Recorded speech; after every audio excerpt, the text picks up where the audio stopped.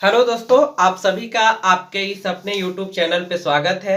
दोस्तों, जैसा कि हम लोगों को पता है, मैंने भी एक वीडियो बनाया था। रेलवे ने जो 14 जनवरी को एनटीपीसी का रिजल्ट जारी किया है, उसमें बहुत सारी गड़बड़ियां हैं और हमारे बहुत सारे भाई बंधु क्वालिफाई होने से वंचित रह गए हैं। हालांकि उनमें क्वालिटी की कमी नहीं है, उनमें तैयारी की कमी नहीं थी, उनके डेडिकेशन में कमी नहीं थी और हाई मार्क्स लाने के बाद भी वो क्वालिफाई नहीं माने गए हैं रेलवे बोर्ड के द्वारा। तो इस पे बहुत सारा मूवमेंट शुरू हुआ, बहुत सारा आंदोलन हुआ, बहुत सारा ट्वीट वगैरह हुआ, डिजिटल आंदोलन हुआ। इसके बाद रेलवे मंत्रालय ने अपना स्पष्टीकरण जारी किया है। उनके अकॉर्डिंग ये रिजल्ट बिल्कुल साफ सुथरा है, फेयर है, इसमें कहीं कोई गड़बड़ी नहीं है। तो जरूरत है रेलवे मंत्रालय के इस जो स्पष्टीकरण है उसके विश्लेषण का। आखिर ये बच्चों को, छात्रों को, युवाओं को, इस देश के करोड़ों युवाओं को कैसे मूर्ख बना रहा है ये डिपार्टमेंट, ये सिस्टम, ये समझना बेहद जरूरी है। ऐसा नहीं है कि हमारे जो असंख्य जो बेरोजगार युवा आज एनटीपीसी रिजल्ट आने के बाद जो उससे बाहर हो गए हैं, उनमें क्वालिटी नहीं थी। हाई मार्क्स लाने के बाद भी वो बाहर रह गए हैं। ये सिस्टम की खामियां है, ये सिस्टम का दोष है। और निश्चित रूप से रेल मंत्रालय जो है, आज वो रेल मंत्रालय हमारे देश का नहीं, हमारे भारत का नहीं, हमारे यहाँ के जनता के लिए कार्यरत नहीं है। निजीकरण के कारण यह जो है, ये एक जो पूंजीपतियों का दलाल जो कहते हैं, वो दलाल बनकर रह गया है। मैंने पिछले बार भी एक वीडियो बनाया था इससे रिलेटेड और सीधा सीधा इसका संबंध है निजीकरण से। ये लोग चाहते ही नहीं है कि हमारे देश के युवाओं को रोजगार मिले और वो सुखी संपन्न जीवन व्यतीत करें। तो दोस्तों, आज हम लोग रेलवे के इस स्पष्टीकरण का विश्लेषण करने वाले हैं, जो हम लोग ये समझेंगे कि रेल मंत्रालय जो है, रेलवे मंत्रालय जो है, कैसे हमें बेवकूफ समझ रहे हैं, कैसे हमें बेवकूफ बनाए जा रहे हैं। और ये क्लियर नहीं करना चाहते हैं कि वो किसी न किसी पूंजीपतियों के अधीन काम कर रहे हैं और हमारे देश के युवाओं को रोजगार नहीं देना चाह रहे हैं। तो आज हम लोग इसके स्पष्टीकरण का विश्लेषण करेंगे। तो आइए देखते हैं कि किस किस बिंदु पे रेल मंत्रालय ने स्पष्टीकरण दिया है और उसमें क्या क्या खामियां हैं, क्या क्या गड़बड़ी है और हमारे देश के असंख्य युवाओं को कैसे बेवकूफ बनाया जा रहा है, इस बात को हम इस वीडियो में समझेंगे। तो दोस्तों, अगर अभी तक आपने हमारे इस चैनल को सब्सक्राइब नहीं किए हैं तो कृपया सब्सक्राइब कर ले और बेल आइकन प्रेस करना ना भूलें, ताकि हम आपके लिए नए नए वीडियो लेकर आए तो उसका नोटिफिकेशन आप तक आसानी से पहुंच सके। तो आइए रेल मंत्रालय का जो स्पष्टीकरण है उसका हम लोग विश्लेषण करते हैं और देखते हैं कि वो कैसे हमें बेवकूफ बना रहे हैं। दोस्तों, तो आपके स्क्रीन पे ये दिख रहा है कि रेल मंत्रालय ने जो स्पष्टीकरण दिया है वो एनटीपीसी रिजल्ट को लेकर, वो इतने बिंदु पे स्पष्टीकरण दिया है और हम लोग ये समझेंगे इस वीडियो में कि आखिर ये कैसे हमें बेवकूफ समझ रहे हैं, हमारे युवाओं को बेवकूफ बना रहे हैं। ये सारा गड़बड़ी किया है रेलवे ने और अपने स्पष्टीकरण में देखिए कितना साफ सुथरा जो है ये स्पष्टीकरण दे रहा है। और यहाँ जितने प्रोटेस्ट करने में हमारे छात्र लगे हुए हैं, जो मेहनत से तैयारी किए हैं, एग्जाम दिए हैं और हमारे इतने बड़े बड़े टीचर लगे हुए हैं इस आंदोलन के पीछे, इस मूवमेंट के पीछे, उन्हें ये बेवकूफ समझ रहे हैं ये रेल मंत्रालय। तो देखिए इन्होंने स्पष्टीकरण क्या दिया है। पहला इनका पॉइंट है, ये बिंदुवार अपना स्पष्टीकरण जो है नोटिफिकेशन जारी करके दिए हैं। तो पहला इनका है पदों के अनुसार रिजल्ट की घोषणा। अब इस बात को समझिए, इसने कहा कि पद के अनुसार हम क्या किए हैं, रिजल्ट का घोषणा किए हैं। और इसमें ये तर्क क्या दे रहे हैं कि हमने जो नोटिफिकेशन निकाला था 2019 में, ये जो नोटिफिकेशन आया था इनका 2019 में, ये इलेक्शन का एक प्रोपेगेंडा था और कुछ नहीं था। रोजगार देने की मंशा ही नहीं थी इस सरकार की। हालांकि 2019 में चुनाव था, इलेक्शन था, इसलिए इसने ये नोटिफिकेशन जारी कर दिया। तो अब इसमें समझिए, इसने कहा कि पदों के अनुसार रिजल्ट जो दिया गया है रेलवे के द्वारा वो सही है और ये तर्क दे रहा है कि हमने जो 2019 में नोटिफिकेशन निकाला था उसके जो कंडिका 13 है, जो पारा 13 है, 13 में इनका जो नियम कानून कहता है उसके अकॉर्डिंग ये जो रिजल्ट निकाले हैं ये सही है। ठीक है। अरे भैया, तो अब तुम ये बताओ कि ये जो नोटिफिकेशन तुम्हारा लगभग 70 पेज का है, ये देखता कौन है? और तुमने ऐसा रूल बनाया ही क्यों जो वो छात्र हित में नहीं हो? क्योंकि एक चीज स्पष्ट समझिए, सरकार का उद्देश्य लाभ कमाना नहीं होता है। सरकार का उद्देश्य होता है वहां के जनता के हितों का ख्याल रखना और उसके अकॉर्डिंग नियम कानून बनाना। तो ये तर्क दे रहा है रेल मंत्रालय कि हमने जो नोटिफिकेशन में कहा उसके आधार पे हमने रिजल्ट दिया है। ये सरासर गलत कह रहा है, ये सरासर जो है ये बेवकूफ बना रहा है, ये सरासर गलत कह रहा है कि ये पद के अनुसार रिजल्ट दिए हैं।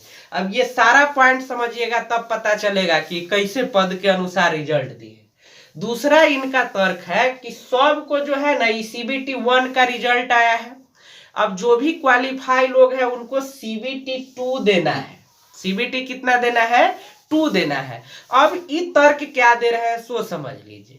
अब इनका कहना है कि भाई हम तो CBT 1 का रिजल्ट दे दिए, इतने लोग क्वालिफाई हो गए, लेकिन अब जितने लोग क्वालिफाई हुए हैं उनका CBT होगा ये पद के आधार पे होगा। ठीक है। और नीचे जो तर्क दे रहे हैं ये 5वां नंबर देखिए, कई पदों के लिए एक उम्मीदवार, कई पदों के लिए एक उम्मीदवार। अब इनका कहना है कि हम CBT 2 जो लेंगे उसमें पद के आधार पर हम क्वेश्चन का निर्धारण करेंगे, सिलेबस बनाएंगे पद के आधार पे। अब बताइए, और पद के आधार पे अलग अलग CBT 2 एग्जाम ये लेंगे। अब इसको समझिए, एक उम्मीदवार कई पद के लिए CBT 1 में चयनित कर लिए हैं। अब ये क्या कह रहे हैं कि अब एक उम्मीदवार कई पद के लिए चयनित है, लेकिन उनको अलग अलग पद के लिए अलग अलग CBT एग्जाम देना होगा। तो ये बेवकूफाई इनका देख लीजिए, ये कैसे बेवकूफ बना रहे हैं। अरे तो तुम पहले ही उसी तरह से सेलेक्ट करता और उसको CBT 2 लेके क्वालिफाई करवाता। अब ये कह रहे हैं कि आप कई पद के लिए चुने गए हैं, लेकिन अब अलग अलग पद के लिए आपको एग्जाम देना होगा। तो अब सब पद के लिए आप इसका फॉर्म डालिए और अलग अलग एग्जाम दीजिए। मान लीजिए कोई लड़का 4 पद के लिए अगर CBT 2 क्वालिफाई कर गया, तब क्या होगा? तब क्या होगा? चारों पद पे ही ज्वाइनिंग करेगा? चारों पद पे नहीं करेगा, तो उस सीट वैकेंट रह जाएगा। और इतने जो लोग थे, इतने जो हमारे युवा वर्ग थे, इतने छात्र थे, वो CBT 1 में छट गए।